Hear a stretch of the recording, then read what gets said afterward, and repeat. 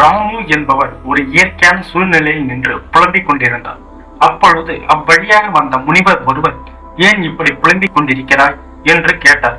அதற்கோ ராமு தன் கடினமான நிலையை கூறி புலம்பிக் கொண்டிருக்கிறேன் என்று கூறினார்.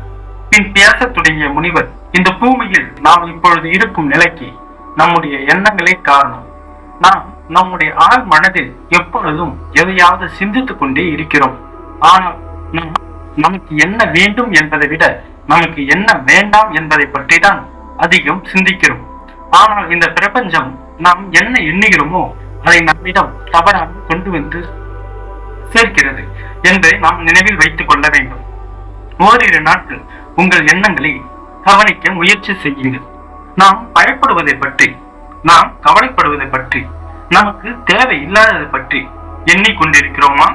அல்லது நம் வாழ்வில் நடந்த மகிழ்ச்சி தரும் நிகழ்வுகளை பற்றி எண்ணிக்கொண்டிருக்கிறோமா? நாம் எதை பற்றி அதிக நேரம் எண்ணிக்கொண்டிருக்கிறோமோ அதை தான் ஈர்க்கிறோம் என்பதை புரிந்து கொள்ளுங்கள். நம் மனதின் முதன்மையான நிலையை நீங்கள் இப்பொழுது வாழ்ந்து கொண்டிருக்கும் வாழ்க்கை. இந்த நிலையை உங்கள் எதிர்காலத்தை உருவாக்குகிறது. கடந்த காலத்தில் வாழ்வது எந்தவித பயனும் அளிக்கப் போவதில்லை. அது நம்மில் மேலும் மேலும் எதிர்மறை எண்ணங்களை தான் தோற்றுவிக்கும்.